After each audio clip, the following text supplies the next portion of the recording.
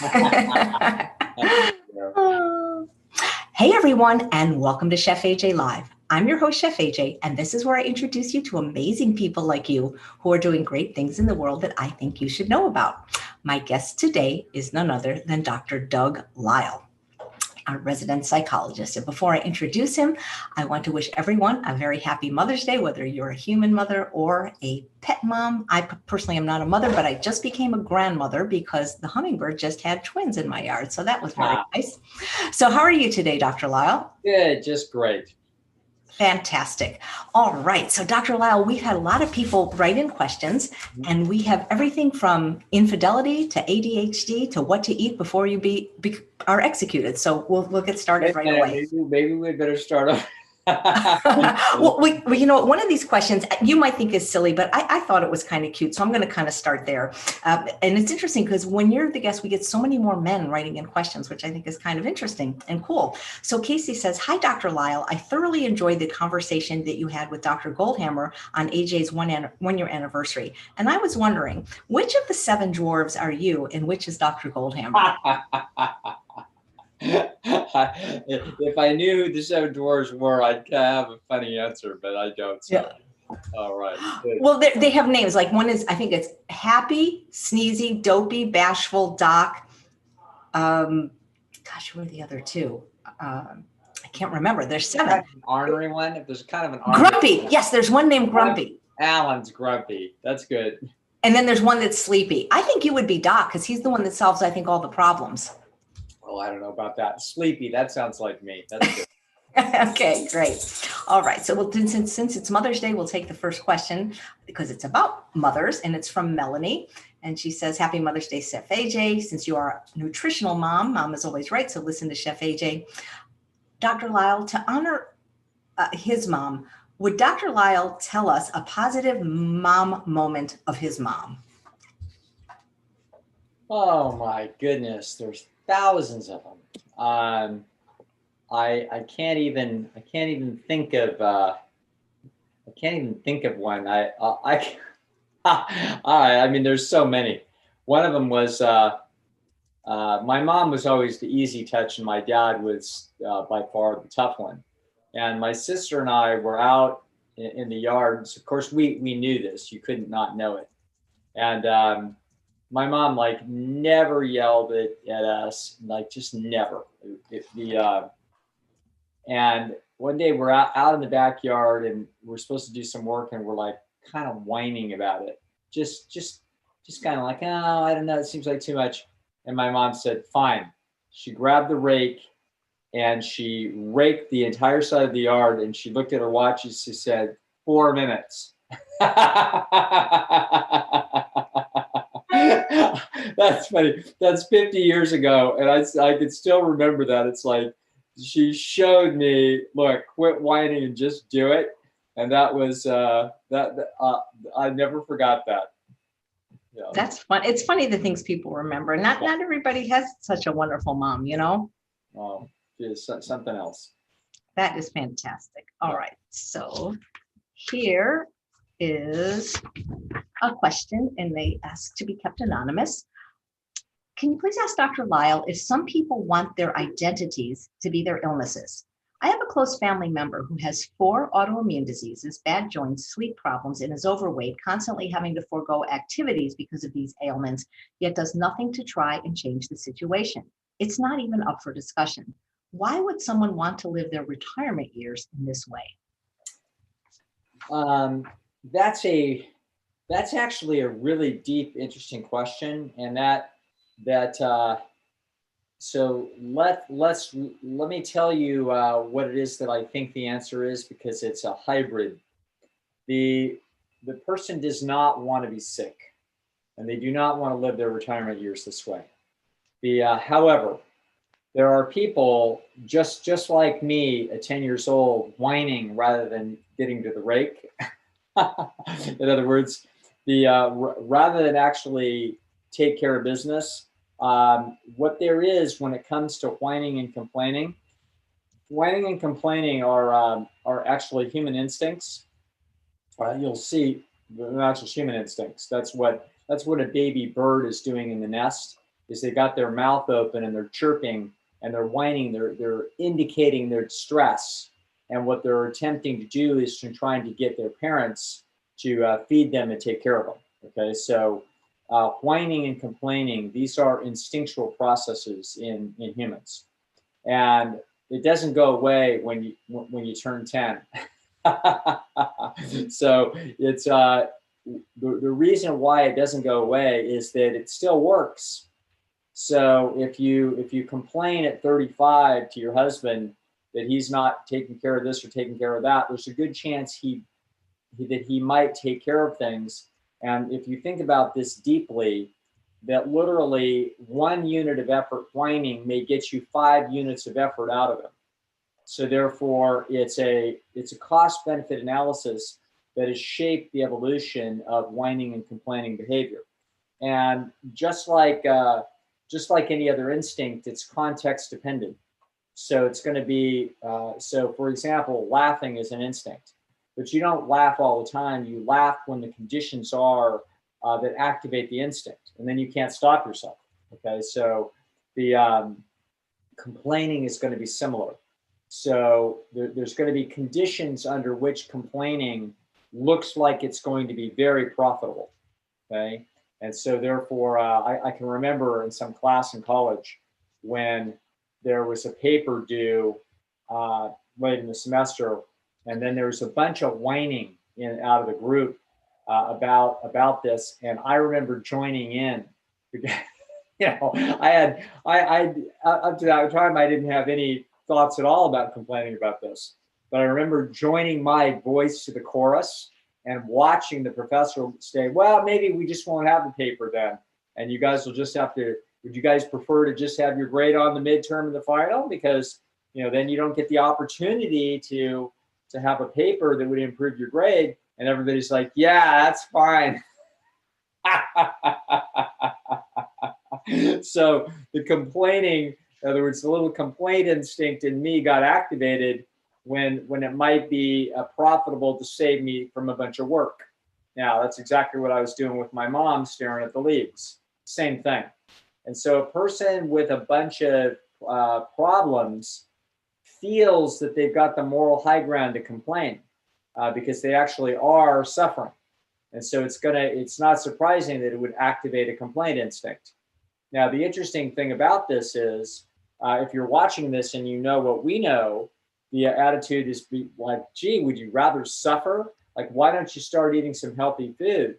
Now we're looking at the price to actually remove the suffering and the certainty that it would happen. So the person has undoubtedly eaten half of an apple that you tried to force feed them, and that didn't magically get rid of all the pain. So it's not like they're confident that it's going to work. Now, you might say, well, why wouldn't you take a shot at it? Well, the same reason why, a coffee addict, procrastinates actually giving up the coffee. They don't really see how it is that they're going to immediately be better off. They're going to wind up with headaches and they're going to be tired.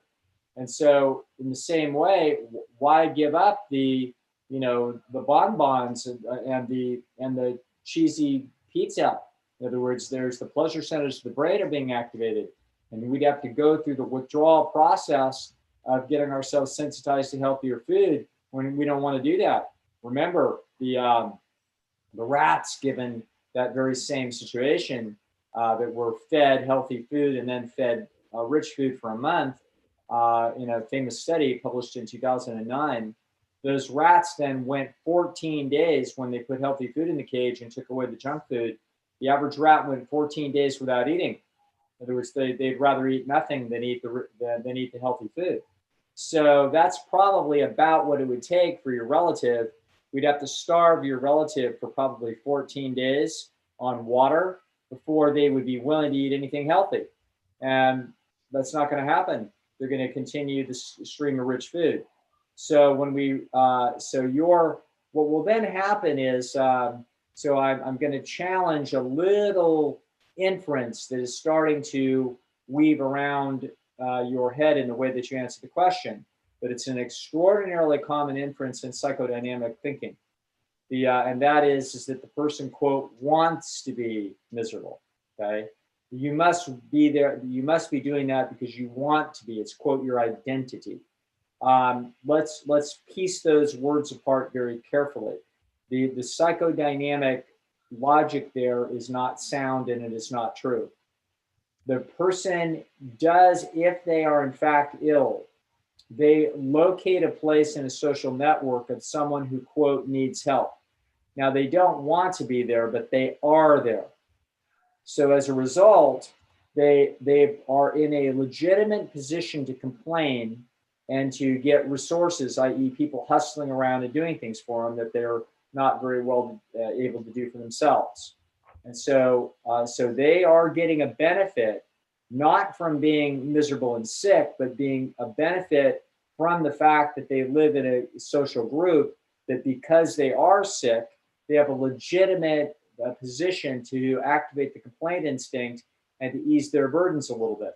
Okay, that doesn't mean they want to be there. It just means that that is a. If we look at the overall cost benefit of the way they're analyzing the situation, this is the best move that they can make. Just eat the pizza and bitch. Okay, and just spend the rest of your life eating the pizza and bitching until you die.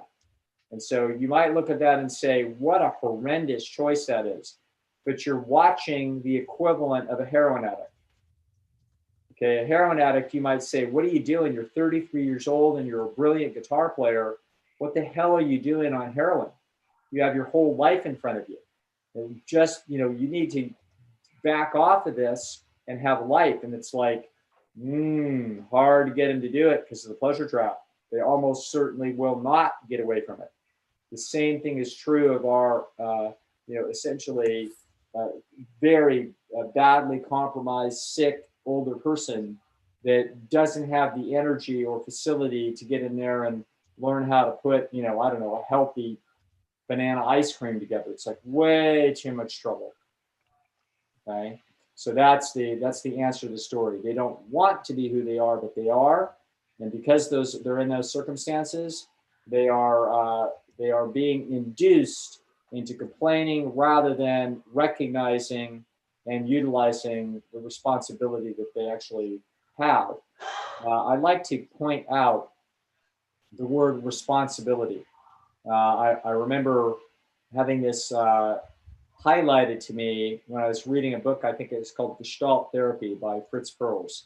I was shocked when Perls pointed out that the word responsibility can be broken into two words: response, ability. It's like, oh, what a fascinating concept.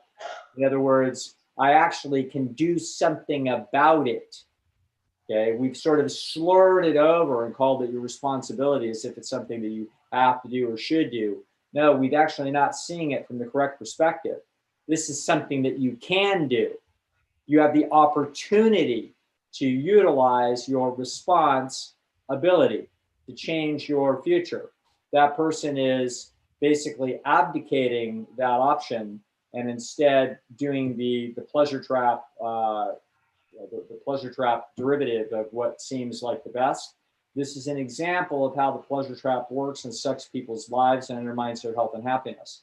In other words, as Alan says, it induces them into short-term pleasure-seeking, self-indulgent behavior. Okay, and it is what it is. It does this, and it's very has great potency to be able to do this. So it's a tragedy to watch it, and you stare at it, and you realize, well, you can't talk it into it. Okay, so you can't talk it into it, and it is a quiet tragedy that this will be their existence rather than an alternative existence, which is likely to be way better. So that's why we wrote that book.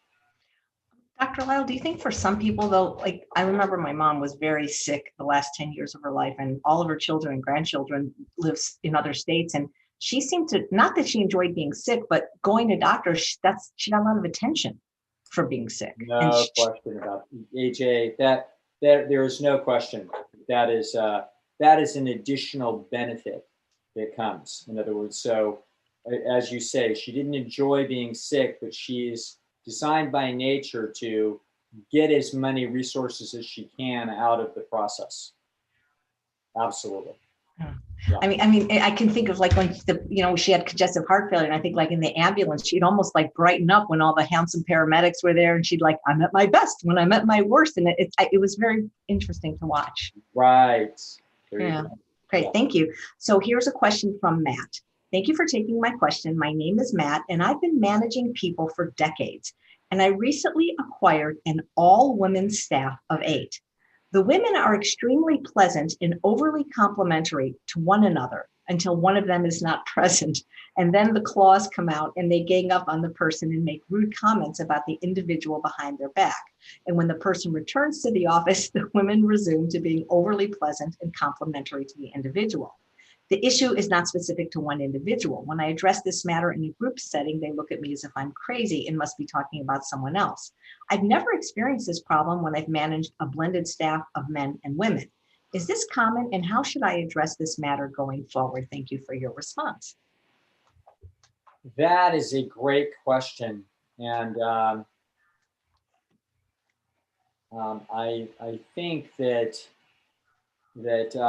I actually haven't read on this topic, although I'm aware of it, and so I'm not.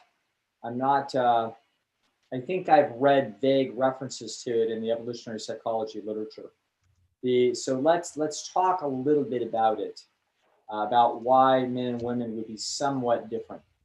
So the men's motivation in when we try to think about men and women and people in general, what we're attempting to do is we're attempting to understand the behavior that we see within the context of the repertoires of behavior that exists in the organism naturally.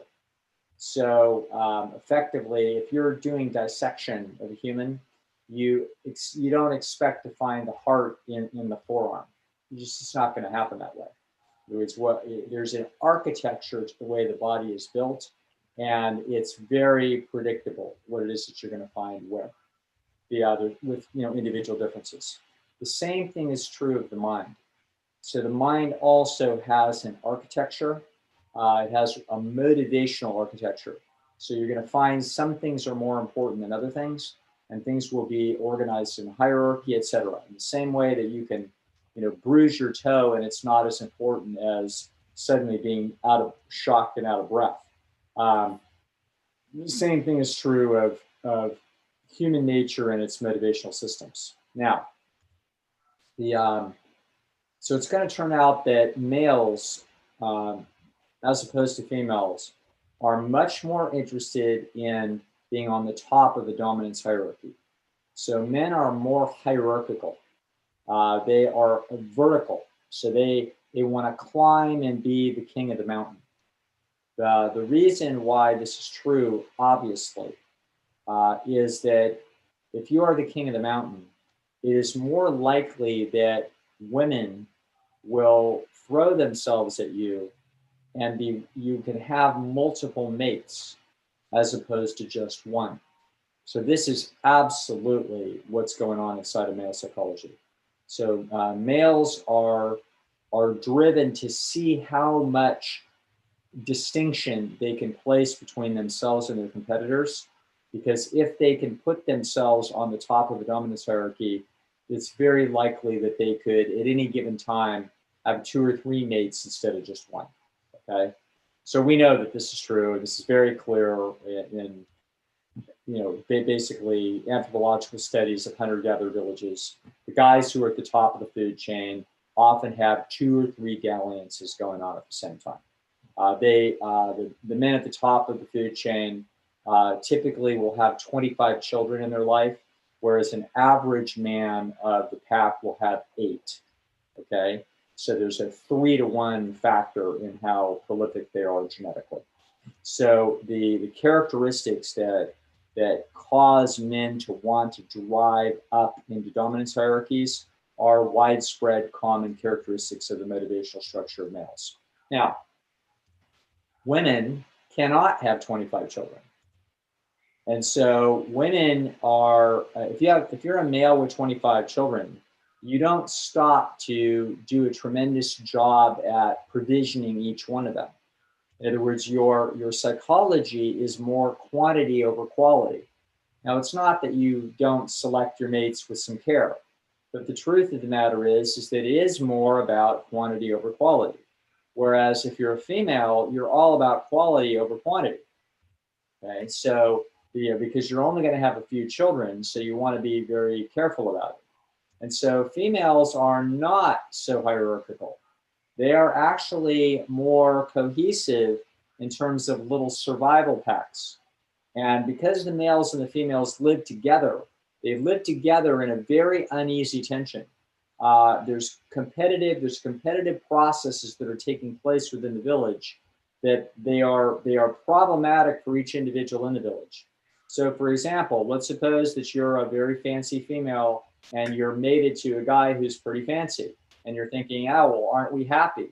But inside of his brain, he's thinking, no, I want to rise in dominance hierarchies so I can have a relationship with you and somebody else on the side who's not going to ask for very many resources because they're so impressed with how fancy I am. So it turns out you're not at peace with that situation. Okay, there's a rumbling competition, and the competition it's not a fight between you and your man. It's a fight between you and the other females. So, and if you're a male, the fight you have isn't with females, which is why, all this talk in the culture about, the males being the women against the men and all this kind of stuff. It's like, no, people, that's not actually how it works. It's not the sisterhood against the brotherhood. It's actually intrasexual competition. That is where the competition is in human nature. Competition isn't between men and women. It's between women and between men and men. Okay, that will help open your eyes. So when you're saying, oh no, I see the men being shitty to the women in my company and they don't want them to rise. No, they're not. They're shitty to everybody. Okay, any given man is actually out to undermine his male competitors, and he's out to undermine his female competitors. Now, so it is there. Undoubtedly, there's been times when there's been boys' clubs. Why? Because if we can en masse basically get rid of a whole class of competitors as a group, then we can kick a whole group out, and then we'll just fight among ourselves. That's a better situation. So that has undoubtedly happened, and has happened in history. But that's not what's going on today, and that isn't happening today. So what's happening today is essentially more classic as to what happened in the Stone Age village, which is the men are competitors with men, the women are competitors with women. And so what you're going to see in this guy's little group that he's saying is he's got 8 women. Well, trust me, they're not friends. They depend upon each other, and they are in fact part of a clan. That's true. So women do actually try to deal with a very difficult problem, and their psychology and their motivational architecture is built in a way to actually be very effective at keeping the village from flying apart. Okay, because if it was just the men beating each other over the head trying to get higher in the dominance hierarchy, then it wouldn't hold together. So the women smooth a bunch of bruised egos, and they are in fact important in massaging all of the competitive processes and attempting to have this thing be at peace, while in fact there's a constant process of verticality going on with the men. But notice what the purpose is of the verticality with the men. The men aren't doing it to best other men. They're doing it to best other men so that they can get more women, which means that the women are actually having to make these mating choices that are actually trying to optimize each their own situation, which means that every woman's situation is a threat to every other woman's situation. Okay, now, so guess what? They talk behind each other's backs. Okay, this is how they go about basically trying to see to it that no one female gets too much social power, that she doesn't put herself in a position to essentially gerrymander a coalition, that she's going to be able to steal your mate and get away with it without consequences. Okay, so there's all kinds of underhanded crap that it's basically like the most complicated United States government check and balance system that you ever dreamed of, which is why it is that this guy's mystified, because you don't find something quite equivalent in males. Males need to duke it out right in front of the whole village. And they'll just duke it out and have dominance hierarchy conflicts, and somebody wins and somebody backs down. And we have a winner and a loser. Okay. Whereas women are instead constantly, anybody gets a little too uppity, the little group comes in and then grabs them by the knees and yanks them down 3 inches. Okay. Let's like keep us all on as even a keel as we can. Does this sound right, AJ? This is why I like being self-employed. That is exactly right. So this is actually what this guy is observing. Is he's observing the differences and the instincts between men and women, and how it is that each of them optimizes their location in a Stone Age, what we're going to call a scramble. Okay, so human beings live under scramble competition. In other words, it's not. They don't do a lot of what we call contest. So in many species, 2 males will, like a couple of male stallions, will duke it out in front of everybody. Males in human natural history don't quite do it that way. It's a more roundabout process, and there's competition everywhere in the hierarchy. Whereas in super hierarchical species, there's just one guy at the top that's the head of the harem, and it's incredibly competitive and brutal to try to get there. That's not the way humans are. They're more of a scramble competition. So if you can't be the big shot over here, you can optimize your chances over here. So, but there's still hierarchical stuff. Okay, it's still happening. So the men are more openly competitive with each other. The women are competitive with each other, but they're acting as a coalition to try to make sure nobody gets too high. And that's what it is that this guy is seeing. And he's shaking his head like, what the hell is this? And the answer is, it's a different motivational architecture. It's a somewhat different creature than the male is. And that's why that looks that way. You know, a few clients I've had that work in large companies, or a lot of women, like when they've lost weight, they've actually worn fat clothes to hide it, because they didn't want to have to deal with the cattiness from their coworkers. Right. Absolutely. That's you can just look through the lens of evolution, and you realize, let's suppose you were a 50th percentile female. You know, let's say you were 40 years old, and so you're a 50th percentile female in that company at 40 years old for your attractiveness. And now you're respected for what you do, and so on and so forth. But now suddenly you're an 80th percentile attractive because you've lost 40 pounds. And so now it's like, uh-oh, what just happened? You just blew away 30% of the competition that used to be a competitor. And now you're threatening people in the top 20 percentile. And you made no friends that were in the bottom 50th percentile who you had already outcompeted. And so now it's like, who benefited from you going from the 50th to the 80th percentile? Answer, the men did. The men benefited. You just became more attractive. And now it turns out that suddenly you are a focus of attention of some of the fancier men that you were not the focus of attention before, which means what? Which means some of the women that were the focus of attention of those men are now getting less attention because they've got a new competitor. So basically, you can sniff the dynamics as it changes. And if you're a female, you don't think that there aren't a bunch of females trying to band together and grab you by the ankles and yank you down 4 inches to stop you that from happening. That is, of course, what's happening, which comes to Alan Goldhamer's famous phrase, which is that, how does he say it, AJ? He says something like, well, God forbid you lose weight, then they're all going to call you a mate poaching whore.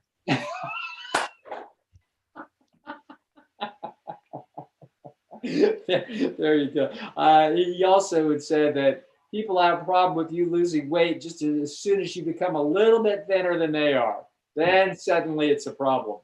And that's, I think that You know, that you're going to that see. that is so true because the people that attack me for being too thin, they're always heavier than me for some Right. reason. I mean, Mary McDougall has never criticized me. Dr. Roseanne Alviera, Kathy Fisher, Yeah. Katie May, none of them have ever told me how bad I look because I'm so thin. Isn't that interesting? Yes.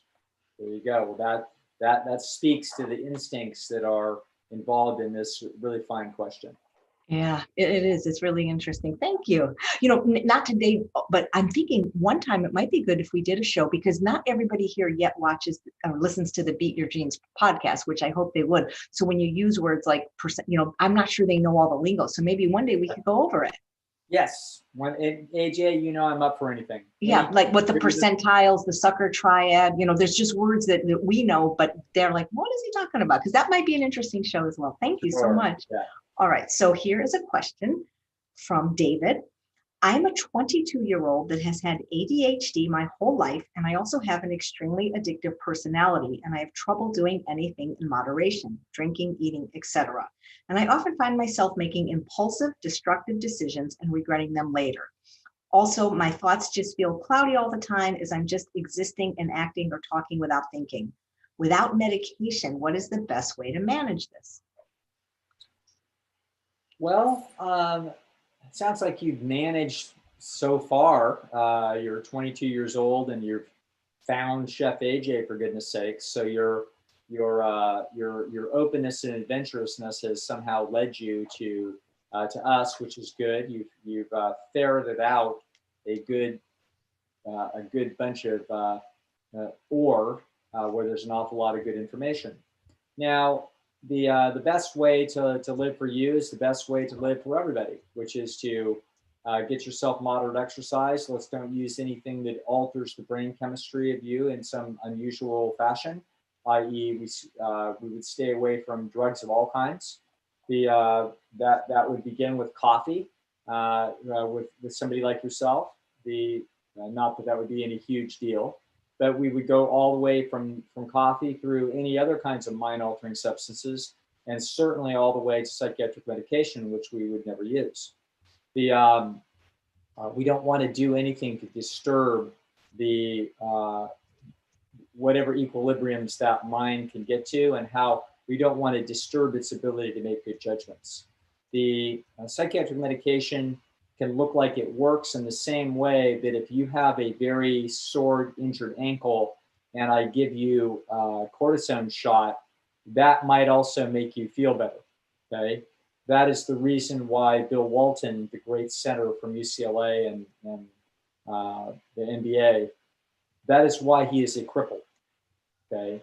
He is a cripple because when he was a young man and he wanted to play very badly and he had very serious injuries in his feet, the Portland Trailblazers medical staff knew that they had this great player and they wanted to win so badly, so that they, and obviously some young buck wants to win really badly.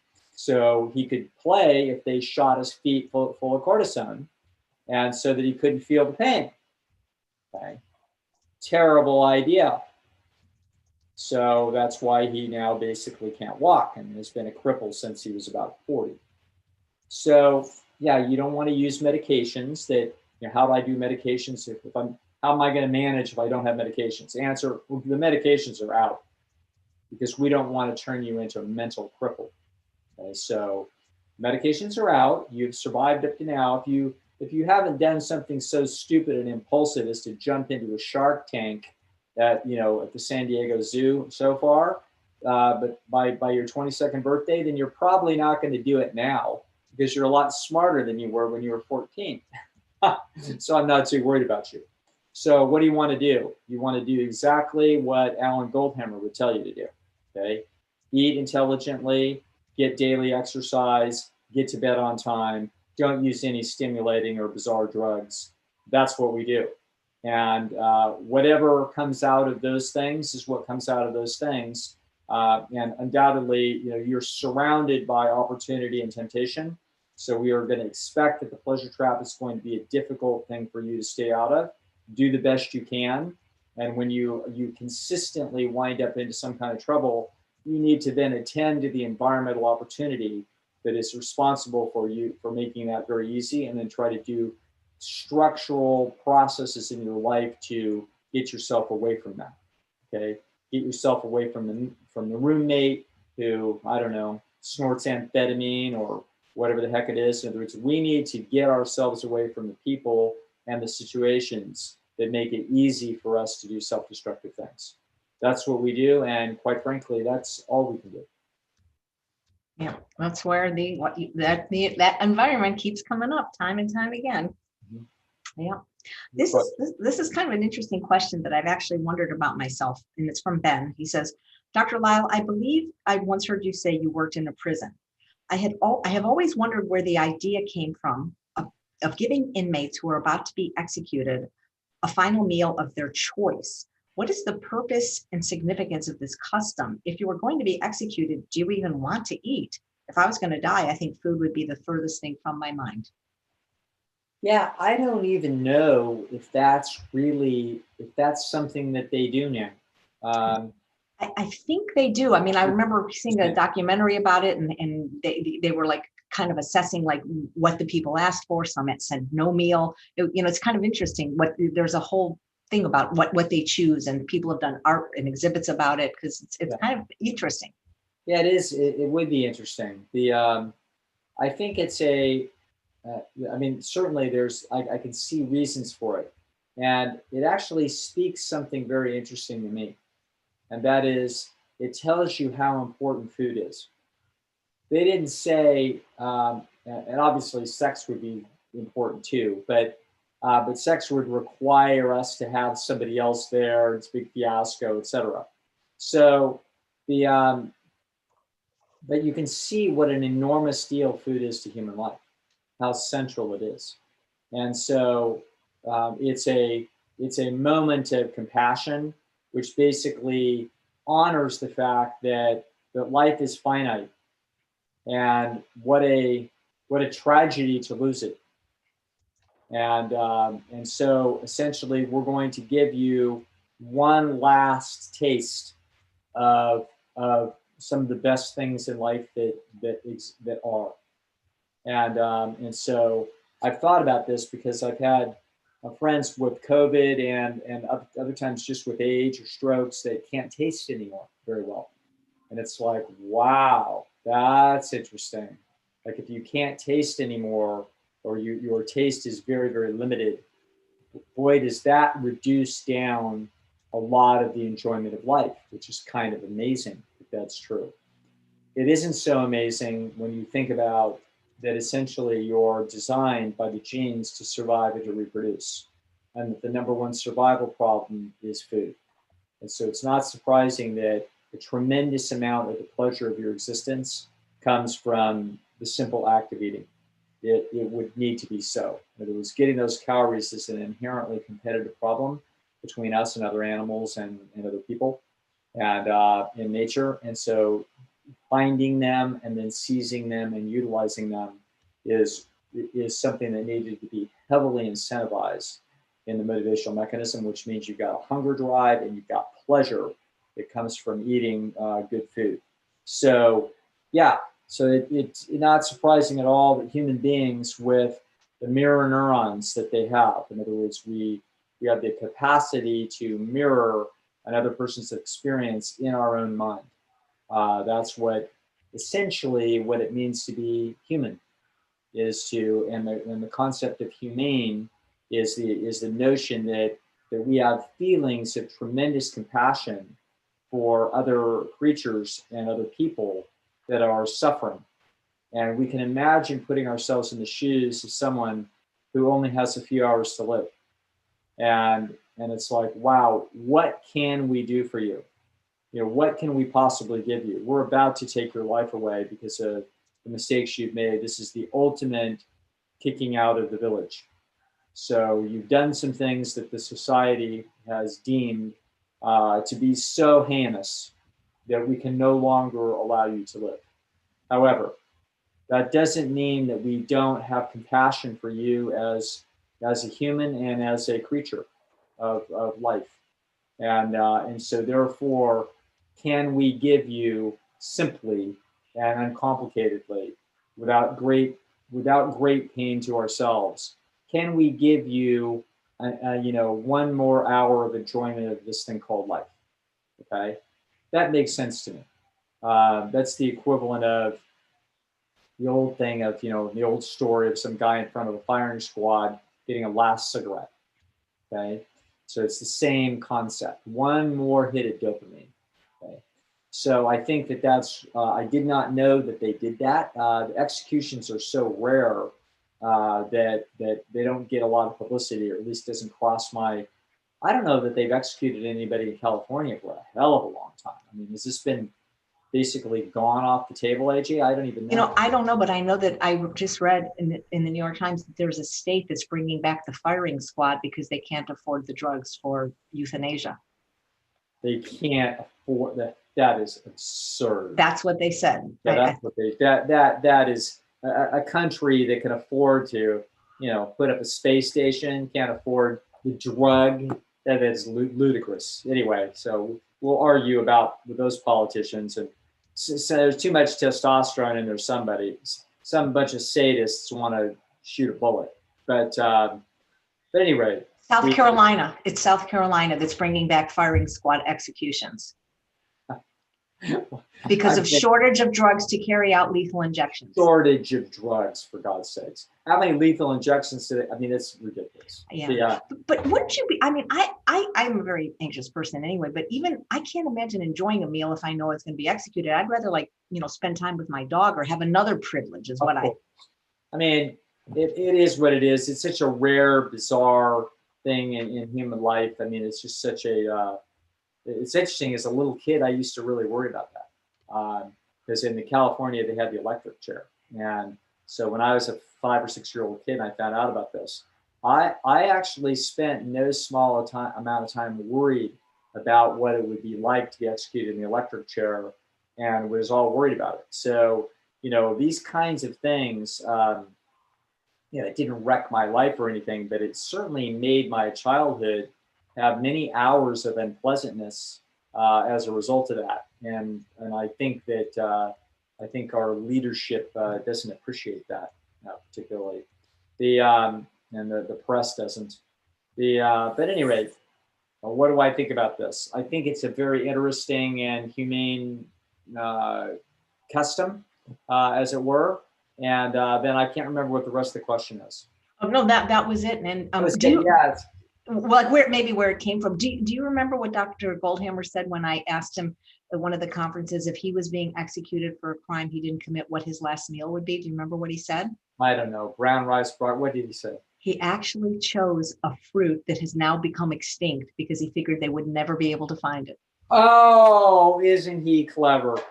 That just a word to the wise. Don't ever negotiate with Alan. Okay, just take whatever it is that he's offering, because you're not going to get it any better. I thought that was a great idea. Very clever. Yes. Yeah. Okay. All right. So this next question, that's a little poignant.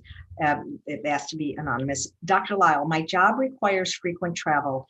And on the recent business trip, my team finished their project ahead of schedule. So I flew home a day early to surprise my husband. And it was like walking into a scene from a Lifetime movie. I caught my husband in bed with a neighbor who purported to be my friend. I tried getting an appointment with you, but you're so booked up. I'd appreciate any guidance you can give me today. How do I ever get over the hurt and rage I feel, especially since this woman is older than me, overweight, and not as attractive as I am? I make more money than my husband and we have no children, so walking away would not be complicated. But he is begging for my forgiveness, as is the whore next door. I wouldn't even know how to forgive them or why I should. And even if I could forgive them, how would I ever be able to trust either of them again? This is common. I mean, I can name like 10 people that this has happened to. Yeah. I would say have the following to say about this. There'd be a great deal I could say about this, and probably someday I will. Let me think about how I think this person's specific problem in this specific situation, I would certainly say probably a good idea is to get on my docket. In other words, you can usually get an appointment 3 to 4 weeks out. And so you can write to me and explain a little bit about this, and I will find a time in the next couple of weeks to see you. Okay, so but to the bigger question of, gee, how can I ever get over this? There's the only way that we change our feelings in life for the better. The only way that that happens is with the reduction of delusion. And so delusion is, or distortion, in other words, misunderstanding of reality. So so that's how there is no psychotherapy as a historical concept of somehow you were mothered or fathered wrong, and then we have to go back to some developmental stage where you were stuck in the edible stage of something. This is all crazy crap. It has nothing to do with reality. The problems that you face in life have to do with the following issue. They have to do with where you stand now and where you believe that you should be able to stand with respect to 3 or 4 major problems. There's just a few major problems in life. One of them is mating. One of them is friendship. One of them is trade or business. One of them is familial processes. And a final one would be your own personal health. So these are the main problems of life. And so if you feel like you should be able to get healthier, but you don't know how, then that sets up a tension inside of you. It sets up a motivational system. You have a motive. The motive is to get from where you are now to where it is that you think that you could be. And so you're designed by nature to attempt to do movements, which, by the way, listen to movements take place they don't take place randomly. Movements have a motive. The motive is the endpoint of situation that you seek that improves the situation relative to where you are now. So if you have a hangnail on your finger and you go and get a nail clipper, you are motivated to get rid of the hangnail because it's uncomfortable, and it moves you into the bathroom, opens up the drawer, gets the nail clipper out, then you sit down, you get where the lighting is good, then you manipulate the clipper as well as you can to get rid of the hangnail so that your now situation is better than it was before. That is, there's no in principle difference between that and the contemplation of a divorce from your husband who cheated on you. It's exactly the same process. The process is, what are my circumstances now? What is it that I think that they should be? And I'm motivated to close the distance between the two. Okay, now, so what happens is that oftentimes what we think the situation is between us and reality is not the situation that it is. So we think that we are, in fact, planning our 25th anniversary grand tour of Europe after COVID, because we've been waiting a long time for this, and we just retired, and the kids are all settled, and we're going to go spend 3 months, going down the Rhine River and everything else under the sun. So you feel like, okay, that's what we're about to do for the next 3 months. That is true until your husband has a strange lump on the side of his neck that you notice, and then it turns out that you go and you find out that he's got thyroid cancer. Okay, so now it's like, okay, we are now going to change our motivational trajectory because we were operating under a delusion that we were in fact both healthy, and that the best thing to do with our time and energy that we could figure out was to go tootling around Europe for 3 months. That's what we thought was true.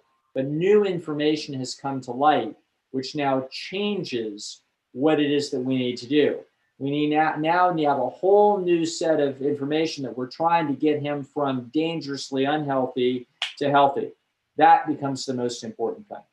So your motives are constantly changing, and they're changing with new information. The new information is a constant update, attempting to help you make cost-benefit analysis about what you should be doing in life, what is the optimal way to be spending your time and energy and movements, okay, in order to optimize your existence.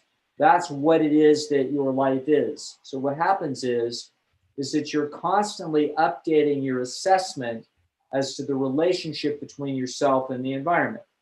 The environment is an unknown, but you can know quite a bit about it, okay? So for example, a lot of you, before you knew about Chef AG or about this way of living, you were scrambling around trying to figure out how to lose weight, half the time not even bothering because everything you tried sort of didn't work. And now, once you actually tried this, if you had good results over the first few weeks, now you're, quote, more motivated to do what? To close the distance between what your circumstances are now and what your circumstances are that you think that they could be and should be in order to improve your existence. Why? For both your health and your feedback that you would get from the world about your appearance, etc. That's which would influence the opportunities that you would have with respect to mates, i.e. your mate would find you more attractive, or if you don't have one, that you would be more competitive, friends, trade, all kinds of stuff. Okay, now, your kids might be more proud of you and be able to introduce you to their fiance that they've been delaying because they've been embarrassed because you're 100 pounds overweight, but now that you've lost 30, your daughter is actually feeling more proud of you, et cetera, and you can see that you are becoming more valuable as a coalition member as a result. All kinds of things. This is a very wide-ranging theoretical explanation as to how I now approach this problem. Okay, now we sit as a delusion has been essentially enlightened. Okay, so we already had the problem. Okay, the problem already existed before you went on the business trip. All that happened when you came back from the business trip was that we found the problem. It was already there. Okay, now, so that's okay. Now we found the lump in the side of your husband's throat. It now constitutes an emergency because it's changing our motivational trajectory, okay? So our situation isn't what we thought it was. It's now something different than we thought it was, okay? In this case, when we find the lump in the throat and they say it's a thyroid cancer, it's a negative thing. So we have a bunch of negative thoughts about it. We have a lot of Monday morning quarterbacking about it. Like, how did that happen? Why did it happen? I thought we ate healthfully. I just checked on the doctor last year. Were we irresponsible in some way? Okay. And what are we supposed to do about it? That is precisely the kind of analysis that is starting to take place now. Okay. So the husband is saying, oh shit, it really wasn't worth it. Okay. I made a mistake. Okay. The neighbor is saying, oh shit, we actually were friends and I do like you, but this was a mistake and shame on me, okay? So and now you're saying, well, I don't know if I have any possible way to trust or, the fact that you guys would do this, quote, to me, okay? Well, let's try to figure out what did they exactly do to you? Okay, let's look at this. It's kind of an interesting thing. So this is us now trying to understand the actual processes here and why they would cause humans to be so upset. Now, other animals aren't particularly upset. Some of them are. But humans tend to be pretty upset about this sort of thing. Well, let's talk about why that is. The way that what's happening is that it's tripping instincts in you as if you were of childbearing age. If you were childbearing age and you were pair bonded to a male, then what you want as a female is you want to be in circumstances where your mate is not pursuing any outside interests, because if he does, he'll wind up impregnating outside interests, and therefore his hunting, his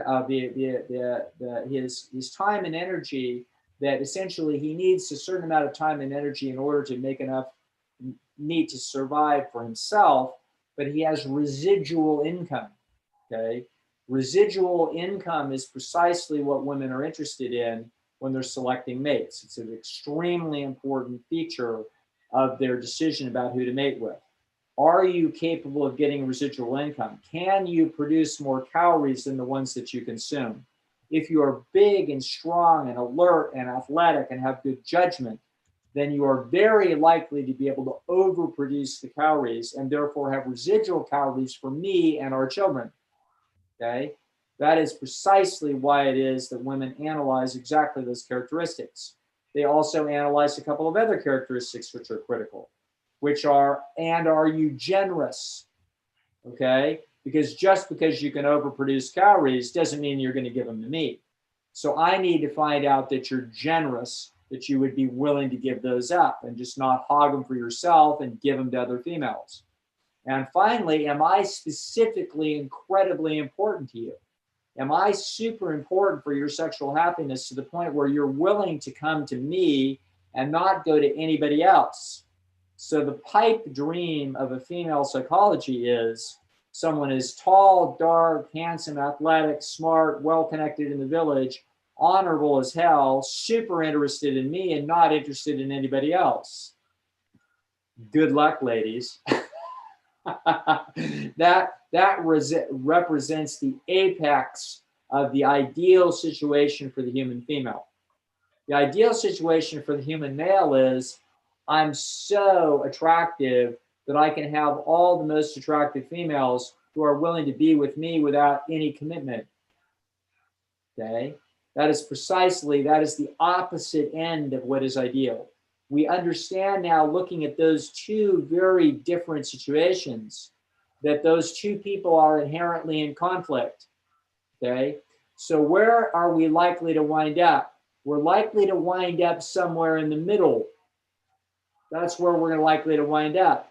So we're going to wind up that the human female typically is not going to be seeking to try to have two mates at once, not typically. If she is going to have two mates at once, she's likely to be wanting to sleep up with the neighbor because the existing mate isn't as fancy as the guy who she could get, who is in fact not going to provision her. He's just getting some action on the side for free. Okay, so that's why the next door neighbor lady isn't as attractive as you. It's because she's willing to mate with your male because he's fancier than she is and fancier than any other mate that she could ever get to commit to her. So that's why she's willing to do that. And that is basically an offer that she can't find herself refusing. The fact that you're next door neighbors and that you've chatted a bunch and she knows that he's got a solid, pretty decent character along with it, this all just vets him out as a pretty good genetic specimen. So her Stone Age brain says, wow, this is a pretty good deal. And if I could get some of this DNA, I won't even take grapes from him. I don't need any provisioning. Just give me your DNA because I can tell that your DNA is fancier than my DNA. Meanwhile, I can tell that my friend is fancier than I am. That's who he's pair bonded to. But remember what it is that he is as a male. As a male, he would just soon have a harem of a bunch of girls that look like Angelina Jolie, for God's sakes. 12 of them that he rotates like a pitching staff, and all of them are just gaga over him, and he doesn't actually spend more than an hour with any one of them in a given 3 days. Okay? So you're like, well, Dr. Lisle, men really act like that? Yes. Why do you think they're willing to go with you to the mall? They're walking around the mall pretending they are King Kong, looking at all the females and instantly imagining sexual relationships with them as if they're Hugh Hefner. Now, how much of their brain is devoted to that and how salivating are they? Not too much. It's just a common interior process. It's called being a human male. Now, so what really happened here?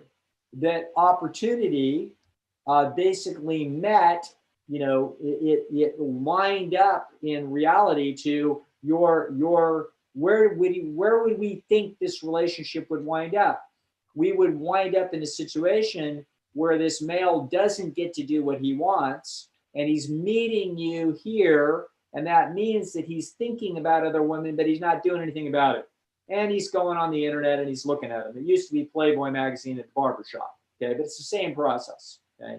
But he's not, quote, psychologically and mentally faithful to you, because that's not his biology. Now, is he still interested in you, pair bonded to you, giving you all of his extra calories? Pretty much. Yeah, but not all of them. He might even have a subscription that costs him $3 a month to some porn site. We don't know.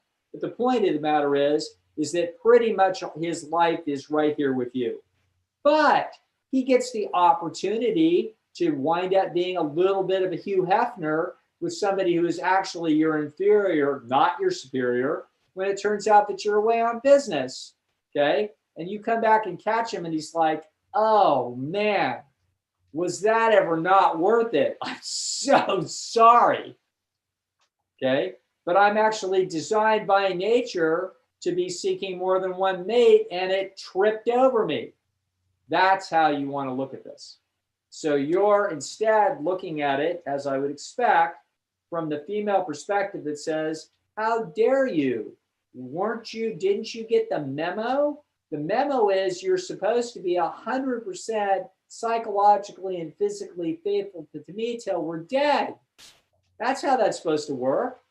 And he's saying, God, I mostly did, but I didn't quite.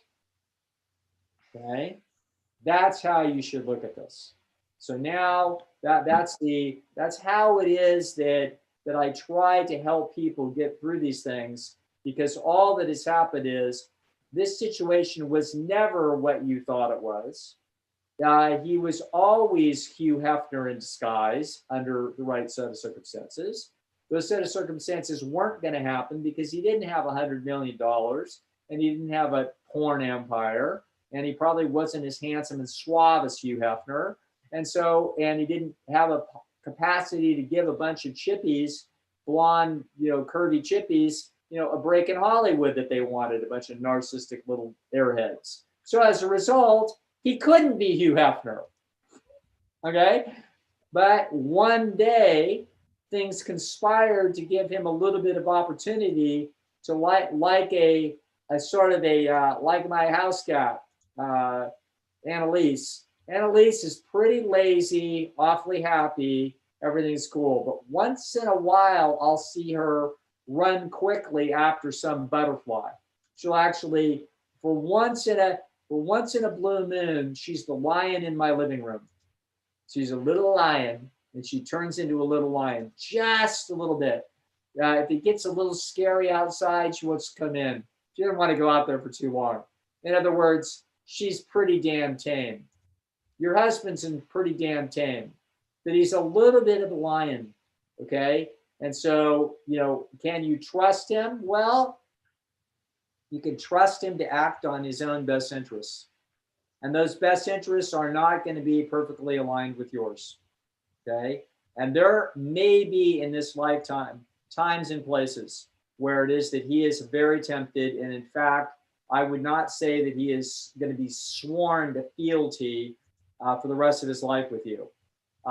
He is, again, an organism with his own biological programming, and that biological programming is at odds with yours. That doesn't mean that it's directly 100%, 180 degrees at odds with yours. It's just like you're a business partner with someone and your desires are very similar and you can make great benefit from your relationship, but that doesn't mean that you actually see everything eye to eye and that you actually have 100% of the same interests. You have an overlap of interests. So what I want you to do is to, after the shock of discovering this and having your female instincts slammed with a sledgehammer right on your big toe, which is exactly what this is. This is a hell of a way to find out that your husband isn't built of female psychology, pair bonding psychology, that is completely sworn fealty to you. No, he never was. He said so on his wedding day, but it was bogus. He basically got forced there by custom and tradition and your expectations, but he was never there. Okay, isn't how they're built. Okay, they may behave that way. They may never have opportunity. They may never have temptation that winds up hitting them in the face, and they may very possibly never stray. So an awful lot of women that are listening to this, your husband's probably never cheated on you, but they thought about it.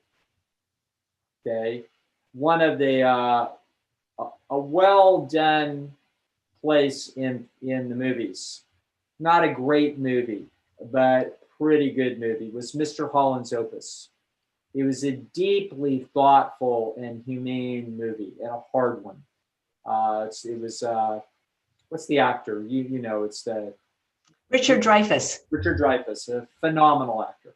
Okay, and Richard Dreyfuss plays the story of this man's career as a music teacher, and he wanted to be more of a musician. And there's a moment, you know, he never kind of leaves this small town, and I think it's his daughter is actually deaf, so he doesn't get to pass on his love of music to his child, for God's sakes. And there's a moment in mid-career where there's a beautiful young lady who there's a flirtation between him and her, and it's inappropriate because he's like her teacher, and he knows he's really tempted to run away from his family and just go to Hollywood with this beautiful starlet in making. He knows it's wrong, but it's the fanciest thing he's ever going to run across, and it's a tough one. And it was a heart-wrenching way that the story is told, because as you look at that and through the eyes of great screenwriting and brilliant acting on all parts, his wife, him, starlet, everybody. This is A-list movie making all the way. That you realize there's no enemies here. You know, the Dreyfuss character, Mr. Holland, is not being a shithead to his wife. He's being deeply tempted by a deep characteristic of human nature. And what you're watching is a beautifully demonstrated concept of philosophy called the tragic nature of life. The tragic nature of life is different philosophically than what is known as the utopian vision of life. The utopian vision of life is the notion that if we all behave properly, everything could be fabulous. The utopian vision of life is in fact wrong. Okay? It sounds beautiful. It has great political cachet. It sounds fantastic, and people get very militant and they want to force that political vision on the world. That is incorrect. It is actually a great tragedy that people can be talked into that. That is what the Soviet Union is. Soviet Union is a utopian vision of life, and so is communist China. Okay? That is actually an incorrect vision of human nature, and it is an improper political backdrop of how it is that life should be lived. If we step forward, the utopian vision is incredibly seductive, because it's the notion is if we all just act the way we should and could, then everything is going to be great, better than ever before. That is actually fundamentally wrong. The truth of the matter is we inherently have conflicts with each other. Okay? That does not belong in the utopian vision. That doesn't belong in Walden 2 by B.F. Skinner. Okay? B.F. Skinner did not understand that the utopian vision is actually fundamentally incorrect. We have inherent conflicts with other people. If you can't imagine how rough it is to have a beautifully free society filled with conflict, you think that we can get everybody to agree, then you haven't listened to this lady and her note to me. Because she can't even have a single really good long-term relationship without deep, brutal conflict. She can't even have a coffee friend with her next door neighbor that she really likes and is her friend without deep, brutal conflict. Okay? The tragic nature of of life doesn't mean that it has to be a tragedy.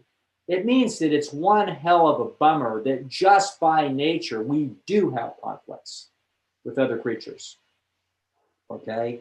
Every young hunter who actually has the humanity to look at the animal that it just killed and feel like, son of a gun.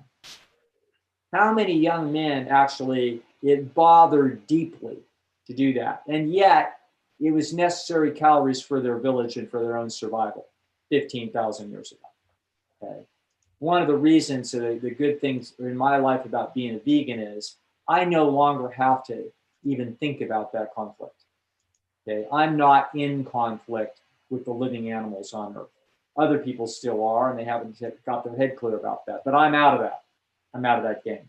I actually got out of that game.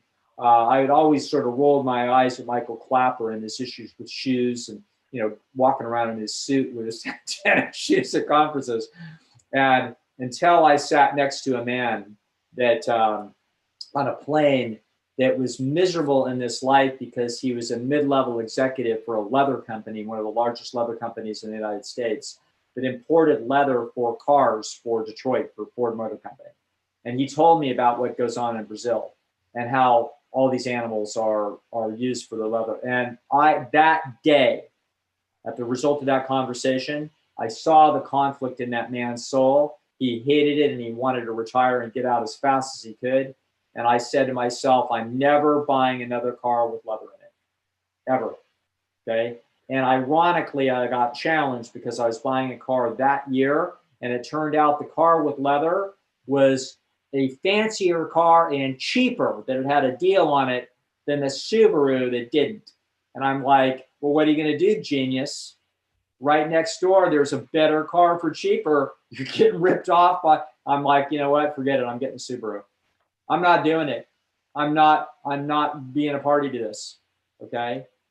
Tragedy, conflict, choices, difficulty. Okay. Human beings are going to have problems and they're going to have conflicts, and it's going to be tough. And sometimes, there's going to be unfortunate fallout from that. This woman lived with the unfortunate fallout that human beings, broken hearts and tragic conflicts have happened forever along this dimension. All we can do is essentially look at a relationship like this and say, let's listen to all sides. Let's take our time. There's no reason to essentially, these people, from the sound of it, the two other people in the party are not arguing and defending themselves and anything else.